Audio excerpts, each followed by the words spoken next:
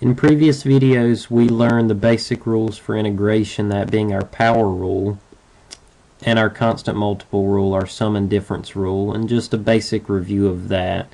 Say we have the integral of 3x squared minus 2x dx. We want to integrate that. Well, we'll say that's the same thing as 3 times the integral of x squared dx minus 2 times the integral of x dx. And then we just use our power rule that says we add 1 to the power and divide by the new power. So that would give us 3 times x to the third divided by 3 minus 2 times x to the second divided by 2 plus some arbitrary constant, because we know that the derivative of a constant 0, so there could always be an arbitrary constant when we integrate. And that simplifies with the 3's and 2's canceling, and it's simply x to the third minus x squared plus c. So now let's go a step farther, because we know majority of functions won't be that simple and easy to integrate. But we can look at some other techniques, and the first technique, and probably one of the most common, is called U-substitution. And the idea behind it is we're going to let some part of the function be u, and its derivative will be another part of the function, and it's like we're inverting the chain rule. So we're looking for a function where we have some function and its derivative multiplied by it. So for example, if say we have the integral of x times the square root of x squared minus 4 dx.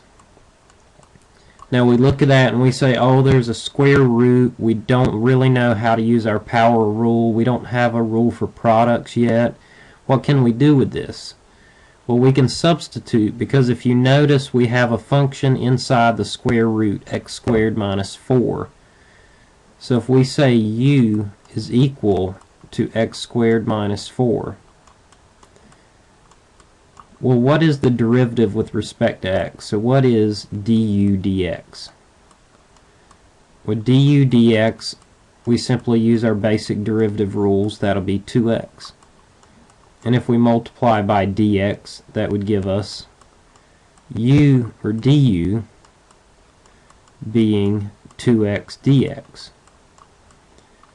Well, if you notice, we have an x dx multiplied by that square root. So we can rewrite this integral, and it will become the square root of u, which is the square root of x squared minus 4, times du, which is 2x dx, but we're off by a multiple of 2 because we have du being 2 here, where we have just a 1 coefficient. So we can just divide the entire thing by 2. And this would be equivalent. And then we just use our constant multiple rule. We can pull that out and make it 1/2 times the integral, and the square root of u is simply u to the 1/2 power. So that's u to the 1/2 du, which we can just use our power rule then and say that will be 1/2 times u to the 3/2, adding 1 to the power, divided by that power 3/2 plus c. And then to simplify that a little farther, if we're dividing by 3/2, that's the same thing as multiplying by 2/3. So we have 2/3 times 1/2 times u to the 3/2 plus c. But we don't want to leave our solution in terms of u, but we know u is equal to x squared minus 4. So when we simplify, our 2's cancel there, and we'll get 1/3 times the quantity x squared minus 4 raised to the 3/2 power plus an arbitrary constant c. And we can take derivative of that, and it'll show that that is the correct integral. If we take the derivative of it, we'll have 1/3 as a constant multiple.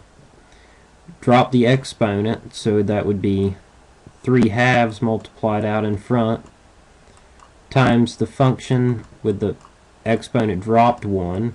So just using our chain rule here, drop the exponent from 3/2 to 1/2 times the derivative of the inside, and the derivative of that constant is 0. When we simplify that, see those 2's cancel, or 3's cancel, that 2 and the 2 multiplied in front of x cancel, and we get x times the square root, which is the 1/2 power of x squared minus 4, our original function. So it does work here that when we have some function, and oftentimes you'll see it under a square root, or you can see it in a lot of different forms, but if you see a function with its derivative setting around multiplied or divided by it, then we can let u be that function and du will be its derivative setting there, and then it'll take a basic form as a power function that we can integrate with our basic rules.